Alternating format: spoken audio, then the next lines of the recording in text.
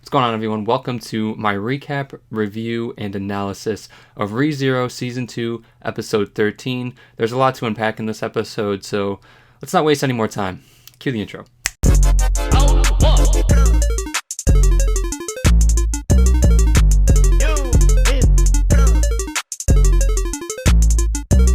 This episode is titled The Sounds That Make You Want to Cry, and I can assure you, it's not lying. As usual, the episode picks up right where the previous one ends off. Satella approaches Subaru and the group of witches, but isn't hostile in any way.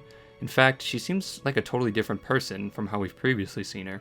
I was a bit confused by this, so I checked the web novel for context, and I was kind of surprised they didn't mention this in the anime. Although they share the same body, the Witch of Envy and Satella are actually different people or personalities. So in the loop where the sanctuary is destroyed, that's the work of the witch. Here in the Citadel, that's Satella. Hopefully that clears up any confusion about why she's nice all of a sudden. Subaru is clearly sick of the witches, and Minerva questions his resolve and way of thinking. Subaru basically says it doesn't matter if he suffers, as long as the people he cares about are able to be there in the future he desires. Satella tells him that he should love himself more and that he shouldn't hurt or grieve. Subaru says the people he wants to protect shouldn't care about him and that only himself should feel pain and suffering. He regrets not being able to protect Rem from the coma she's been put in, and he breaks down, crying on the ground of the Citadel. Sekhmet says he's acting like a child, and Typhon tries to console him. Satella crouches beside Subaru and says she loves him because he gave her everything. Having enough of the witches, Subaru decides to restart. He bites off his tongue and blood pours from his mouth. Minerva refuses to let anyone harm themselves or others, so she goes to heal him. However, Typhon steps in between them, taking the hit and saying Minerva shouldn't heal Subaru because that was his decision. Refusing to accept this way of thinking, Minerva attempts to heal him again, but is stopped by Sekhmet this time. Sekhmet agrees with Typhon and says that she sides with Subaru's emotions. Satella tells Subaru he should live with the people he protects and wonders how much the trial has actually affected him. There's a quick montage of images and quotes from Subaru's experiences, and he realizes he doesn't truly want to die yet. Minerva saves Subaru from death, proving that her way of thinking was right. Alive again, Subaru begins to realize that maybe the people around him do actually like him and want him to be around, that his life isn't only about dying and repeating. And we get this cool shot of sunlight breaching the shadow over the Citadel, shining on Subaru. Echidna is interested in the fact that every witch has helped Subaru in one way or another. Subaru states he can't understand or agree with their reasons for helping him. After regaining some of his strength, Echidna asks Subaru the same question as before. Does he wish to form a contract with her? Subaru again declines, saying he knows sacrifice is a prerequisite in her deal. He doesn't want to hurt, suffer, or feel pain anymore. Echidna points out that claiming both his heart and other people's futures would be difficult, and above all, greedy. Knowing this is likely the last time the two will interact, Echidna gives Subaru an important piece of advice. Garfield fears the outside world, and in order to free him from his circumstances, Subaru has to break that spell. Subaru still believes all the witches are monsters, but thanks each and every one of them individually for helping him in some way. He even thanks Satella for giving him his return by death ability, even though he still doesn't understand why. He tells her that he will take her advice and try to love himself a little more going forward. The Dream Citadel begins to crack as Subaru's time with the witches is coming to an end. Satella gives Subaru some encouraging words before a rather depressing statement. One day, Subaru must come to kill her.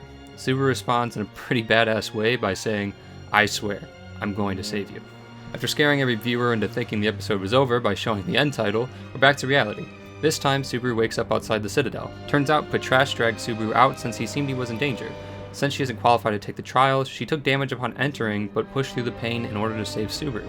Otto is with them as well, as he was the one that released her from the carriage. Subaru doesn't understand why she did this, but Otto explains that it's pretty obvious. Patrash loves Subaru. After Subaru's lesson in the Citadel, he cries upon this realization. After wiping his tears and joking with Otto, Subaru goes to see if he passed the second trial. However, upon entering the tomb, he's immediately weakened and pukes as he falls to the ground. He's been rejected. Since Subaru refused her help, Echidna has taken away his qualification. With a new problem present to Subaru, he goes to seek information from Roswaal. He asks if it's possible to leave the sanctuary without going through the graveyard. Roswaal basically says no, and wonders how many times he's had a conversation with Subaru in his past loops. Subaru reveals he knows about the Ryuzu clones and how Garfield is an imposter of greed. He also explains how he doesn't want Amelia to be hurt by the trials anymore, hence why he wants to bypass the graveyard. Roswaal says Subaru should just pass the trials himself. Subaru is uncertain of this, and Roswaal questions his resolve. Then, to add to the tense atmosphere, Roswaal erases the clown makeup from his face and says he had hoped that the future he desires would come true, but it doesn't seem likely with Subaru's current actions. He tells Subaru he expects him to possess the will to carry out his objective, even if that means trampling on Amelia's will. He believes Amelia's thinking is childish and that she doesn't have the resolve necessary. Roswaal goes on to explain his thinking, and Subaru begins to see the kind of person Roswaal really is. Roswell then grabs the gospel from under his pillows and holds it close to him while saying Subaru must sharpen his resolve. He then reveals that he knows about the problems Subaru faced at the mansion because of a simple reason. He was the one that hired Elsa and Melee to attack. Subaru is shaken and confused by Roswell's statement. Roswell explains he hired the assassins in order to sharpen Subaru's resolve. Even with Return by Death, he cannot save both the mansion and the sanctuary, forcing Subaru to make a choice in which is more important to him. Subaru says Roswell is insane, and Roswell agrees with him, saying he became insane after being enchanted by eyes 400 years ago. Now, I don't think it's ironic that 400 years ago was also when Beatrice formed her contract, or how long she's been alive. He asks why Subaru isn't insane yet, and explains he will force Subaru to get over his own heart. Subaru drops to the floor and begs Roswell to call off the attack, explaining he lost his qualification to take the trials. Roswell declines the offer, however, as he believes the situation is actually better. Roswell plans to continue to test Subaru until he is perfected. He even reveals that other than Rom, Subaru is the only person who allows him to feel any kind of hope. Subaru stands up and declares he will never be like him, slamming the door as he exits. In a panic, Subaru runs through the forest. He trips and lands on his back, looking up at the sky. Feeling helpless and thinking about all the problems he must overcome, he repeats the question, "What do I do?" over and over. Otto appears and asks if Subaru wants him to tell him what he should do. Subaru is surprised to see Otto as the morning sun rises behind them. Otto tells Subaru to leave it to him. Subaru is confused by what he's asking. Otto tells him to take a long, deep breath. Subaru accepts, closing his eyes and taking a deep inhale. Otto swings his fist and punches Subaru in the face, sending him to the ground.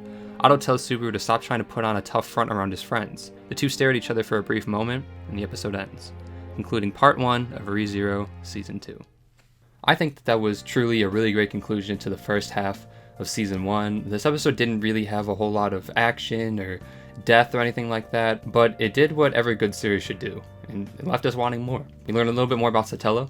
Roswell finally steps into his role as a true antagonist, and Otto and Petrash both stake their claim for best girl. Subaru's situation hasn't exactly gotten better, but based on the way it ended, it seems like Subaru's going to have to rely on his friends a little bit more. But I'm interested to see not only obviously what Otto's plan is and what he wants Subaru to do, or how much he even knows about the situation that Subaru's in, but also how he's going to gain Garfield's trust and what he's going to do about the Amelia situation. I'm also interested to see if he'll actually go back and do what Roswell said and go back to Echidna to get his qualification back to take the trials, or if he'll just leave it to other people, like Garfield using the Ryuzu clones and him commanding him being an apostle of greed, since Subaru can't be one now since he lost the thing with Echidna, and if he's going to let Amelia take the trials to pass them instead of him trying to do them himself, because again, he's not qualified right now. But for now, all we can do is wait, because the second part of Season 2 will air in January. I already really loved ReZero before this season, but somehow after this season, I'm able to love it even a little more. So even without my bias or anything, I would honestly give ReZero Season 2 a 10 out of 10. I think it's really great, and I think it's truly an amazing season and a great continuation from Season 1, and finding out more answers and giving us more questions and stuff. It's hard to explain, but it's great, right? It's great. But in the meantime, I plan on making more ReZero related content from now until January, until the new season starts, and of course we'll do episode reviews and stuff for that. So if you liked the video today, and if you're a fan of ReZero, please consider subscribing. Leave a comment on your thoughts of ReZero Season 2, or if you have any predictions or anything about Part 2 of Season 2, or anything you want to talk about from Season 1. But try to keep it spoiler-free of the web novel and light novels for the anime onlys. But thank you all for watching. Take it easy, and I will see you next time.